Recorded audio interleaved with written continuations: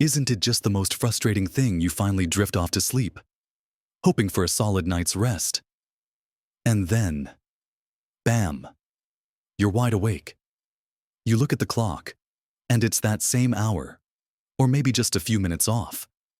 Every single night, 2 a.m., or 3 a.m., or somewhere in the deep, dark middle of the night, you lie there. Your mind starts racing, maybe worrying about why you're awake, maybe thinking about the day ahead, maybe just feeling that familiar sense of tiredness knowing the clock is ticking closer to morning and you're still not sleeping. It feels isolating, doesn't it? Like everyone else is sound asleep while you're stuck in this lonely middle-of-the-night limbo. You might feel anxious, wondering if something is wrong, or just resigned to another day feeling less than your best. But here's a little secret: waking up at the same time every night, especially in the early hours, isn't random. Your body is actually trying to tell you something important. It's a signal, a message that something isn't quite right. And understanding that message is the first step to fixing it. In this video, we're going to gently explore some of the most common reasons you might be finding yourself awake when you should be dreaming. And more importantly, simple, practical ways you can encourage your body to sleep through the night. We'll look at everyday habits, simple changes, and easy-to-understand connections between what you do during the day and how you sleep at night. Stick with me, because by the end of this, you'll have a much clearer picture of why this is happening and how to take back your nights. Watch to the end for something that will surprise you. So, let's start unraveling this mystery of the 2 a.m. wake-up call. One of the most common, and often overlooked, reasons you might be popping awake in the early hours relates to your blood sugar levels. Now, you might think, blood sugar, I don't have diabetes. But it's not just about diabetes. Our bodies are constantly working to keep our blood sugar stable, day and night. When you eat, especially meals or snacks high in refined carbohydrates or sugar, your blood sugar goes up. Your body releases insulin to bring it back down. This is a normal process. But what happens if your blood sugar drops too low while you're sleeping? This often happens several hours after you've eaten your last meal, maybe late in the night or early morning, when your blood sugar starts to dip too much. Your body sees this as an emergency. Your brain needs glucose to function, and a low level triggers a stress response. Your adrenal glands release stress hormones like cortisol and adrenaline. These hormones have a few jobs, and one of them is to tell your liver to release stored glucose to bring your blood sugar back up. But another job of these hormones, particularly adrenaline and cortisol, is to wake you up. They put your body into a state of alert, which is the last thing you want when you're trying to sleep. So, if you have dinner early and then perhaps skip an evening snack, or if your dinner was high in refined carbs that caused a blood sugar spike and then a subsequent crash, you might find yourself jolted awake at 2 or 3 a.m., precisely because your body is initiating the stress response to raise your blood sugar. It's your internal alarm system, trying to save you from a perceived energy crisis. What does this mean for you? Well, it suggests that one way to tackle these early wake-ups is to look at what and when you're eating, especially in the evening. Are you skipping dinner? Are your evening meals heavy on pasta, bread, or sugary desserts and low on protein and healthy fats? Are you having a sugary snack right before bed? A simple step here is to ensure your evening meal is balanced, containing protein, healthy fats, and complex carbohydrates like vegetables or whole grains, which help stabilize blood sugar. Another gentle strategy is to have a small, balanced snack about an hour or two before bed if you find you're waking up hungry or shaky. Think a small handful of nuts, a slice of apple with almond butter, or a little bit of plain yogurt. The key is balance. The protein and fat help slow down the release of sugar, preventing that dip. This isn't about snacking just for the sake of it. It's about supporting your body's natural rhythms and preventing that stress-induced wake-up call triggered by unstable blood sugar overnight. It's a surprisingly common cause, and a surprisingly simple one to start addressing with just a little attention to your evening fuel. But blood sugar isn't the only thing that can trigger those stress hormones in the middle of the night. Another major player is something many of us struggle with: stress and anxiety that we carry with us to bed. We might think we're relaxed, but our minds are still spinning with worries about finances, family, health, or just the endless to-do list. This mental chatter, even if it's subconscious, keeps our nervous system in a state of low-grade activation. Throughout the day, we might manage it, but when we're still and quiet in bed, these worries can surface. And just like with low blood sugar, stress and anxiety trigger the release of cortisol. Cortisol naturally fluctuates throughout the day. It's usually highest in the morning to help us wake up and lowest at night to help us sleep. But if you're stressed, your cortisol levels might not drop sufficiently in the evening, or they might surge in the early morning hours, well before your natural wake-up time. This surge of cortisol is essentially your body's alert system kicking in, making your mind start racing and your body feel more awake and ready for action, exactly when you should be resting. Waking up at 2 or 3 a.m. can be a classic sign of this early morning cortisol surge. It means your body is perceiving some form of stress, whether it's physical stress like blood sugar drops or mental emotional stress. What does this mean for you? It means finding ways to genuinely relax and switch off your alert system before bed is crucial. This isn't just about feeling tired. It's about signaling to your body that it's safe to rest and that there's no lion chasing you, or rather, no looming deadline or financial worry that needs immediate attention in the middle of the night. Practical steps here involve establishing a wind-down routine in the hour or two before bed. This could be reading a physical book, avoiding screens, listening to calming music, taking a warm bath, gentle stretching, or practicing simple breathing exercises or meditation. It's about consciously creating a buffer zone between the busyness of the day and the quiet of the night. Journaling your worries can also be helpful. Writing them down can get them out of your head. It's a process of telling your body, okay, the day is over. We've done what we can. Now it's time to rest. It might take time and consistency, but signaling safety and calm to your nervous system is fundamental for uninterrupted sleep. So, we've touched upon how internal factors like blood sugar and stress hormones can disrupt sleep. But sometimes, the reasons we wake up at 2 a.m. are much more immediate and environmental. Let's explore what might be lurking in your bedroom itself. Continuing our exploration of why you might be waking up at 2 a.m., let's shift our focus from the internal workings of your body to your immediate surroundings, your bedroom environment. It might seem obvious, but often we overlook the simple things that can drastically affect our sleep quality. Is your bedroom truly a sanctuary for sleep? Temperature is a big one. Most sleep experts agree that a slightly cooler room is best for sleep. When your room is too warm, it can make it harder to fall asleep and easier to wake up. Your body temperature naturally dips during the night as part of your sleep cycle, and a cool environment helps facilitate this. If your room is too hot, your body struggles to cool down, leading to restlessness and potentially waking you up. Conversely, a room that's too cold can also be disruptive, making you tense up or causing discomfort. The ideal temperature is often cited as being between 60 and 67 degrees Fahrenheit, about 15 to 19 degrees Celsius. But find what feels comfortably cool for you without being chilly. What does this mean for you? It means paying attention to the thermostat. Yes, but also to your bedding and sleepwear.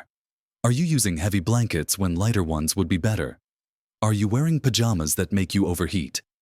Simple adjustments here can make a significant difference. Using breathable fabrics, layering blankets so you can adjust through the night, or even just cracking open a window slightly if safe and quiet can help regulate the temperature. Light is another major disruptor. Any light exposure during the night, even dim light, can interfere with your body's production of melatonin, the hormone that helps regulate sleep. Our bodies are wired to be awake when it's light and sleep when it's dark, even the smallest crack of light from a street lamp. Digital clock. or even a light on a smoke detector can be enough to disrupt your sleep architecture, making it easier to wake up fully once you've stirred slightly in the night. What does this mean for you? Make your bedroom as dark as possible. Consider blackout curtains or blinds if you have outside light sources. Cover up any glowing digital displays or lights on electronics. Even using a sleep mask can be incredibly effective. It might feel strange at first, but creating a truly dark environment sends a powerful signal to your brain that it's nighttime and time to stay asleep. Noise is, of course, another obvious culprit. Sudden noises like traffic, a noisy neighbor, or even the ticking of a clock can pull you out of deeper stages of sleep. Consistent background noise like the hum of an appliance can also be disruptive for some people. What does this mean for you? Consider using earplugs if noise is an issue. White noise machines or apps can also be very helpful. These don't block out noise, but they create a consistent, soothing sound that can mask sudden disruptive noises and create a calming soundscape. The key is to create a sleep environment that is cool, dark, and quiet. It sounds simple, but these three factors are foundational for good sleep, and often they are the first things to look at when you're consistently waking up at the same time. It means taking a critical look at your bedroom and asking yourself, is this room truly optimized for sleep? Sometimes, the answer to waking up at 2 a.m. isn't something complex inside your body, but something much more tangible outside of it that you have direct control over, beyond the environment. Another common reason for those early morning wake-up calls is related to our fluid intake and bladder. As we get older, our bladder capacity can decrease, and the signals our body sends about needing to go to the bathroom might become more insistent. Even overnight, waking up needing to use the bathroom is a very frequent cause of being awake in the middle of the night. Sometimes, this is simply because you drank too much liquid too close to bedtime. Other times, it can be related to underlying conditions like an overactive bladder or, in men, prostate issues. What does this mean for you if you're consistently waking up needing to use the bathroom? It's worth looking at your fluid intake pattern. Try to front-load your hydration earlier in the day and reduce fluid intake in the couple of hours before bed. This doesn't mean dehydrating yourself during the day. It just means being mindful of when you're drinking large amounts. If you are still waking up frequently despite reducing evening fluids, it's a good idea to mention this to your doctor. They can rule out or address any underlying medical conditions that might be contributing, as things like mild UTIs or changes in bladder function can definitely disrupt sleep. For men, prostate health is a significant factor in nighttime bathroom trips nocturia, and there are often treatments or management strategies that can help. Don't just accept waking up to pee multiple times a night as just getting older. It's often a sign that can be addressed, leading to much better sleep. Moving on from hydration and the bladder. What you consume, not just liquids but food too, plays a huge role. We touched on blood sugar earlier, but the timing and type of your evening meal can also impact sleep in other ways. Eating a heavy meal, especially one high in fat or spice, too close to bedtime can cause digestive discomfort like heartburn or indigestion, which can easily wake you up or keep you from falling back asleep. Your body is busy digesting when it should be winding down. What does this mean for you? Try to finish your main meal a few hours before you go to bed. This gives your body time to process the food before you lie down. If you need an evening snack, keep it light and easy to digest, like the balanced snacks we discussed earlier for blood sugar. Also, be mindful of late-night caffeine or alcohol. While a glass of wine might initially make you feel sleepy, alcohol actually disrupts the second half of your sleep cycle, leading to more fragmented sleep and often waking you up in the early morning as it's metabolized out of your system. Caffeine, of course, is a stimulant, and its effects can last much longer than you think. Especially as we age, even if you have it in the late afternoon, it could still be impacting your sleep hours later. What does this mean for you? Be strict about your caffeine cutoff time. for most people. This is sometime in the early afternoon. Limit or avoid alcohol in the evening, particularly close to bedtime. Understanding how these common substances affect your sleep architecture is key to reclaiming those early morning hours. It's about making conscious choices about what you consume and when, recognizing that the effects linger longer than you might realize. We've covered quite a few things now, from blood sugar and stress to your bedroom environment, bladder function, and what you eat and drink. But there are still a couple more pieces to this puzzle that are important to consider if you're regularly waking up at 2 a.m. So, we've talked about blood sugar, stress, your bedroom, bladder, and your diet and drinks. What else could be behind those consistent 2 a.m. wake-ups? Well, sometimes it's related to pain or discomfort. As we age, aches and pains can become more common: joint pain, back pain, nerve pain, or pain from various conditions.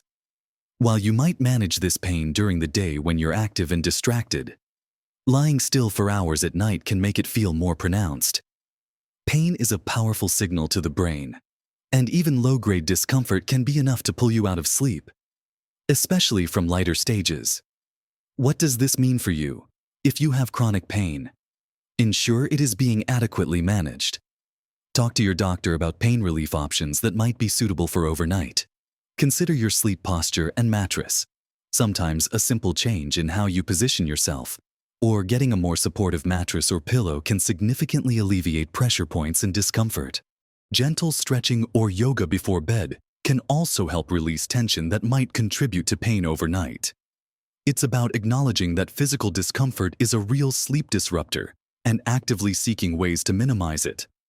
Another factor that can cause fragmented sleep and early waking, which is sometimes less obvious, is related to breathing during sleep. Conditions like sleep apnea, characterized by pauses in breathing during sleep, are more common as we age. While severe sleep apnea often involves loud snoring and gasping, milder forms might just lead to disrupted, non-restorative sleep and frequent awakenings. Even without full-blown sleep apnea, things like nasal congestion or simply sleeping position can affect airflow and make breathing less smooth, potentially leading to micro-arousals you might not even remember, but which disrupt your sleep cycle and make you more prone to waking fully. What does this mean for you? If you or your partner notice snoring, gasping, or pauses in breathing during sleep, it's crucial to talk to your doctor about potentially getting evaluated for sleep apnea. Treating sleep apnea, often with a CPAP machine or other devices, can dramatically improve sleep quality and overall health. Even addressing simpler things like nasal congestion before bed, perhaps with a saline spray if appropriate, or trying different sleep positions might help improve airflow. It's about recognizing that effortless breathing is fundamental to continuous sleep. Then there are medications. As we often take more medications as we get older, it's important to be aware that many common prescriptions can interfere with sleep. Diuretics, water pills can cause nighttime bathroom trips. Some blood pressure medications, certain antidepressants, corticosteroids, and even some over-the-counter decongestants can be stimulating or disruptive to sleep patterns. The timing of when you take your medication can also play a role. What does this mean for you? If you started a new medication and your sleep has changed, or if you suspect your medications might be contributing to your wake-ups, have a conversation with your doctor or pharmacist. Never stop taking medication without medical advice, but they may be able to adjust the dosage, change the timing, or suggest an alternative medication that is less likely to interfere with sleep. This is not about stopping necessary treatment, but about optimizing it with sleep in mind.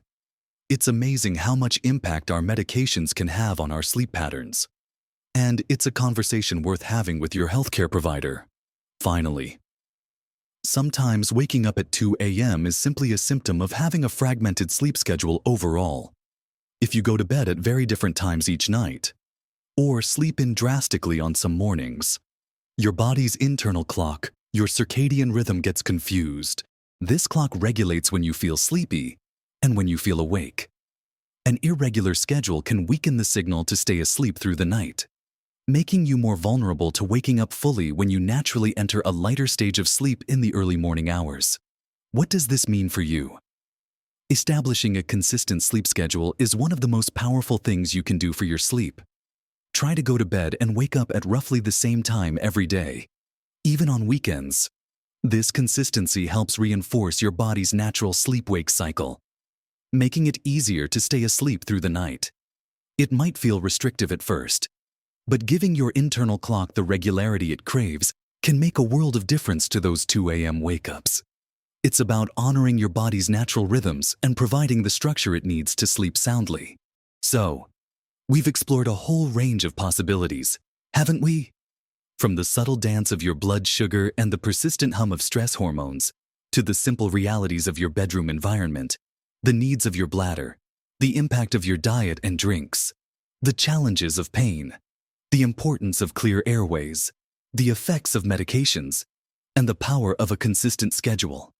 If you're consistently waking up at 2 a.m., it's not just bad luck or a sign that you're destined for sleepless nights.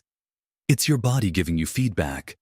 It's telling you that something, somewhere in your daily habits, your environment, or even a subtle underlying physical signal, is disrupting the natural flow of your sleep cycle.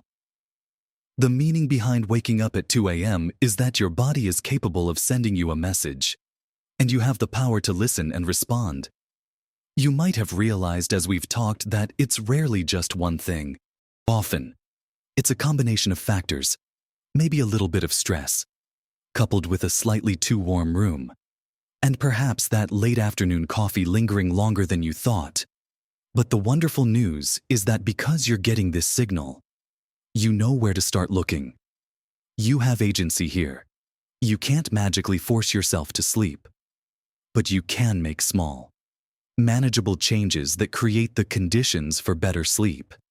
Remember, this isn't about perfection. It's about progress. Maybe you start by paying attention to your evening meal and trying a small, balanced snack before bed. Maybe you focus on making your bedroom a sleep haven, darker, cooler, quieter. Perhaps you make a point to turn off screens an hour before bed and read. Or you decide to talk to your doctor about those nighttime bathroom trips, or whether your medication could be a factor. Every small step you take to address one of these potential culprits sends a positive signal back to your body, helping to calm that nighttime alert system. It reassures your body that everything is okay, and it's safe to rest deeply. The surprise I mentioned at the beginning, it's how interconnected all these aspects of your life are, and how powerful even seemingly small adjustments can be when it comes to reclaiming your sleep. You have more control than you might think. Waking up at 2 a.m. isn't a failure. It's an invitation to understand your body better and make supportive choices. It's an opportunity to fine-tune your habits and environment to nurture truly restorative sleep. Be patient with yourself. Change takes time, and finding the specific combination of factors affecting you might require a little gentle experimentation. But don't give up. Prioritizing your sleep by addressing these signals is one of the kindest, most beneficial things you can do for your health and happiness at any age. It impacts your energy levels, your mood, your memory, your immune system, everything. Getting back to sleeping through the night is achievable. And it starts with understanding the message your body is sending you at 2 a.m. If any of these potential reasons resonated with you, or if you've found something that helps you sleep through the night, I'd love to hear about it. Sharing your experiences in the comments below can help others who are struggling with the same thing. Your story might be just the inspiration someone else needs. And if you found this video helpful, please give it a thumbs up. That tells me I'm creating content that truly supports you. Don't forget to subscribe to the channel and hit that notification bell so you don't miss future videos packed with practical tips and gentle guidance for living your best life at every age. Remember, even small changes can make a big difference to your health and happiness. You deserve to sleep soundly through the night. Keep listening to your body. Keep making those positive changes. And live your best life at every age.